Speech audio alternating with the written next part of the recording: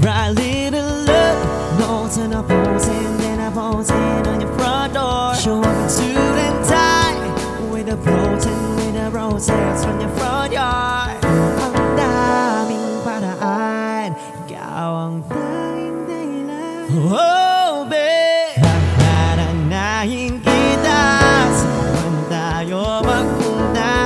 Yung tipong kahit wala lang, o kaya biglang may breakfast. Just to keep you interested, nahaday-day, wala lang.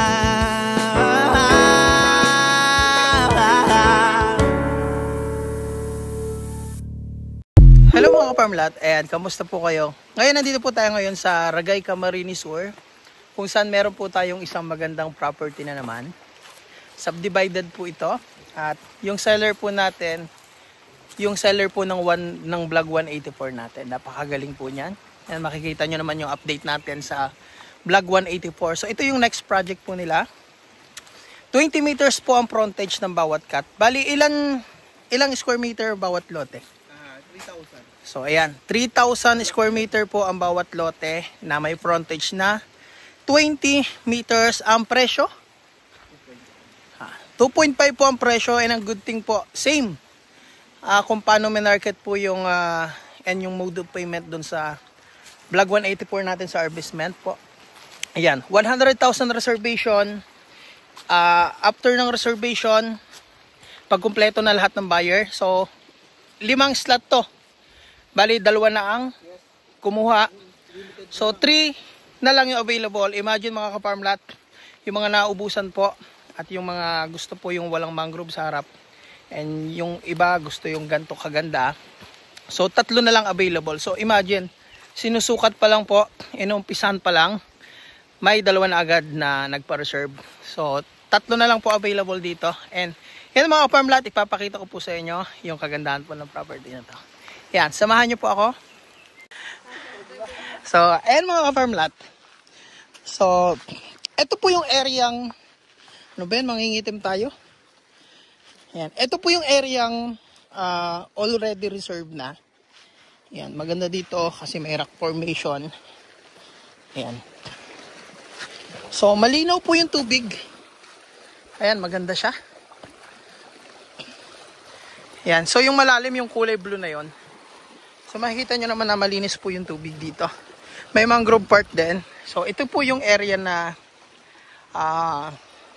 reserve na po yung 2. So ayan po yung boundary. So 20 meters pa pag ganoon and 20 meters. So yung available po yun doon. So ngayon, mamaya natin pakita yung available. Check muna natin yung tubig dito.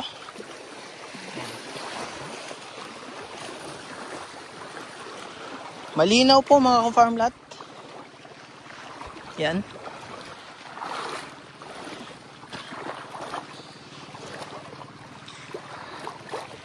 So, safe po sa bata dahil hindi po siya biglang lalim.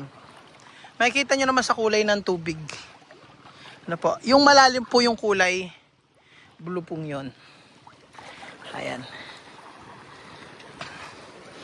So, buhanginan po yan. Mamaya pupunta tayo doon mga ka-farmlat. So, tara. Punta tayo doon. Ayan. Bali mga ka-farmlat, yung lot 6 ay lot 5, ito po yung lot 5. Mula po dyan hanggang dito, which is already reserved na po yan. And ito naman po lot 4, mula po dito hanggang doon, tuturo ko po, reserved na rin po yan.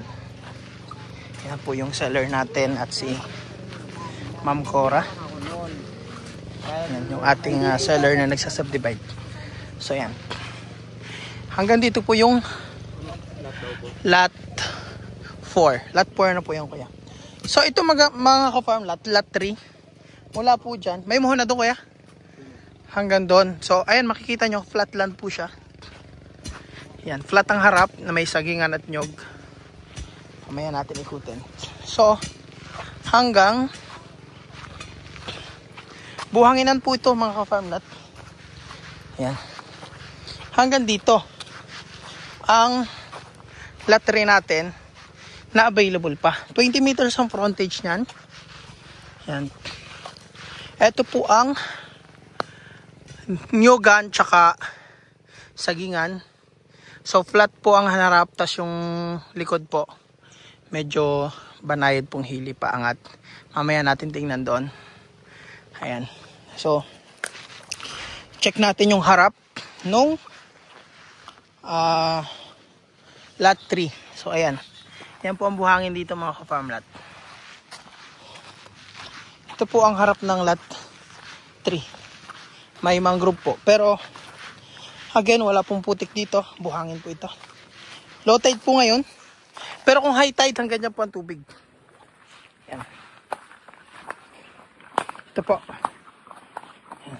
Buhangin po yan. Tapos may malaking mangrove dito. Yan. Yan na po yung magpuprotekta sa inyo sa alon, sa hangin. Ayan. Pero so far, may magandang ano dito, mangrove. So, dyan po maganda pumesto kung gusto nyong maminwit. Ayan. So, dito po kayo pwedeng maligo. Pag high tide naman po, excuse po. Pag high tide mga ka-farm lot, dun pa lang pwede ka na maligo. Tsaka kung ayaw mo mainitan, dyan sa ilalim ng mga mangrove, pwede na pong maligo dito. Yan. Pero kung low tide, gusto yung mong maligo, yan. Yan na po. Pwede na dyan maligo. So again, safe po sa bata, hindi yan biglang lalim. Yung kulay blue doon, yung malalim pa. Ayan. So total, nandito na rin tayo. Babalik na lang muna tayo para ma-demo ko po yung lot 2 naman. So eto naman mga ka-farm lot yung lot 2 natin. Mula dito hanggang dun sa Muhundon. At eto mga ka-farm lot, yan, papaganon po ito. Yan. So ito yung harapan niya.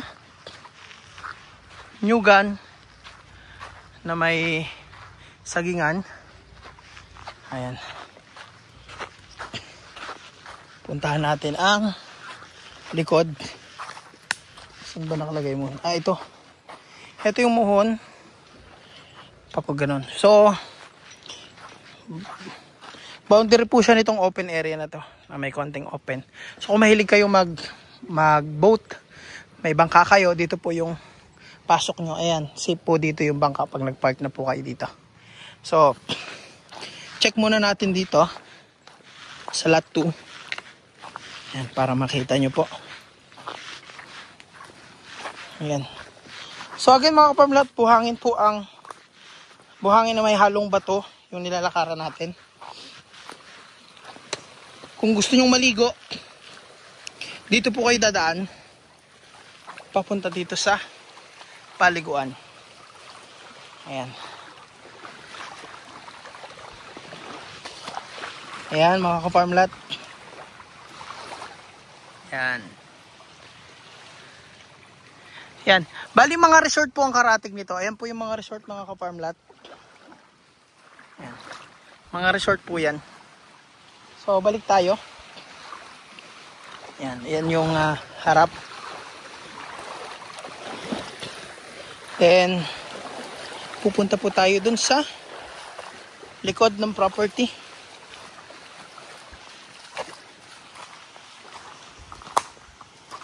Ayan.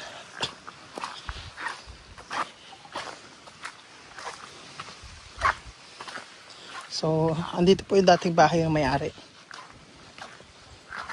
Bali, ayan. Bali yung lot 1 pala. Ito naman po yung lot 1. Hanggang doon.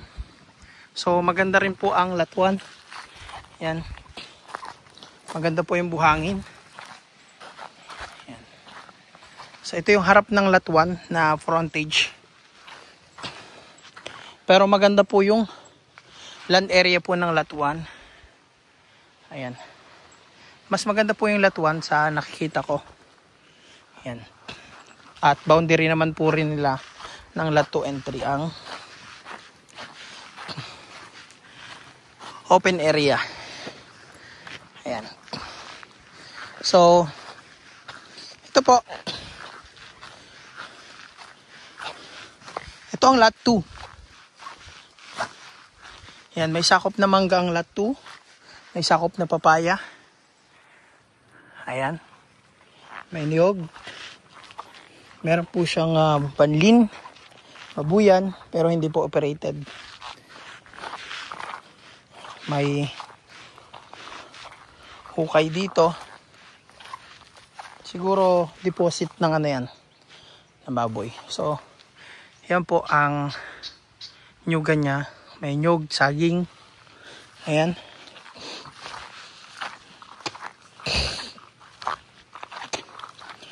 Ayan, lot 2. Ito, mas panalo po yung lot 1. Ayan, ito po yung lot 1.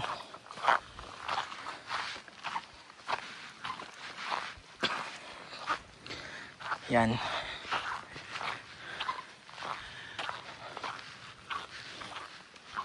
Yan, ang lot 1 mga ka-farm lot. Flatted siya. Kapag ganun po yan, ayan po yung may mangga doon. Tapos yan po yung linya ng kalsada. Ayan sa likod. Kapag ganun po, lahat naman po yan may linya ng kalsada sa likod. Ayan. Pasok po sa sakyan dito kasi ayan po yung service nung magsusukat natin. Ayan. Yan, sakop to ng lot 2. Ito lot 1.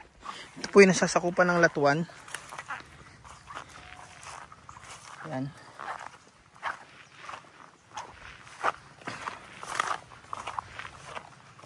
Yan, malinaw mga ka-farm lot. Lot 3, yan yung available pa. Ito yung lot 2. Ito naman po yung lot 1. Ito yung likuran. So makikita nyo, platted na banayad na hili. Paangat, papaganon. Ayan. May mga saging. So combination po ng saging niyog ang tanim dito. Ayan. Pare-pares naman po ng land structure. No, mas maganda nga lang yung lot 1. Ayan. Pero yon, maganda po yung property. Ayan. May source ng kuryente kasi bahayan po. Yan, papag ganun. Banayad lang po yung angat niya dyan. So, wala pong tambakin yung property. Ayan. So, pupunta po tayo dun sa harap ng lot 1. So, ayan mga ka-farm lot. So, ito yung muhon pala. Ito hindi nasakop. So, ito yung muhon. Papag ganun po yung property. Ayan. Ayan. So, yung katugon, yun po. Ayan. Ito yung katugon ng lot 1. Ayan, maganda po yung buhangin dito. Ayan. White brown po ang kulay ng buhangin. Ayan po yung muhon. Yun nga po yung open area dito na kung may bangka ka dito papasok. So yan, ito yung mangrove na harap naman.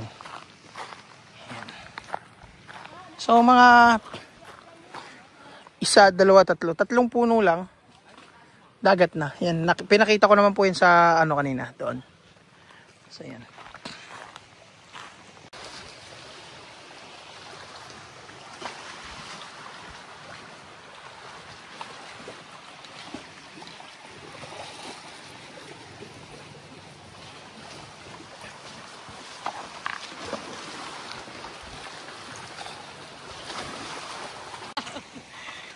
Hello mga ka-farm lot, ayan. So nandito po kami ngayon sa resort, katabi po nung binibentang property. So yung property for sale natin, mula dito sa resort na to, mga 50 meters no? 50 meters lang. Uy, itong lupa na to, sa kanila din yan. Ah, okay. Katabi na yan, ang resort niya. Gagawin Halos 50 meters lang mga ka-farm lot. Property na. So katabing-katabi mismo ng resort. Right little love, notes and a posing. Ayan, may resort din doon. Show up in suit and tie with a protein, with a roses on your front yard. Ang daming paraan, ikaw ang tanging dahilan. Oh, babe, haharanahin kita. Saan tayo magpunta? Yung tipong kahit wala lang, o kaya biglang may breakfast.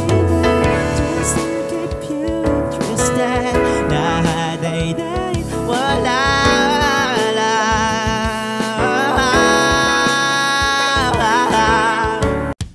Write little love notes and a posing, then a posing on your front door. Show up in suit and tie with a floating, with a roses on your front yard. Ang daming paraan, ikaw ang tanging dahilan. Oh, babe, haharanahin kita. Saan tayo magpunta? Yung tipong kahit wala lang, o kaya biglang may breakfast.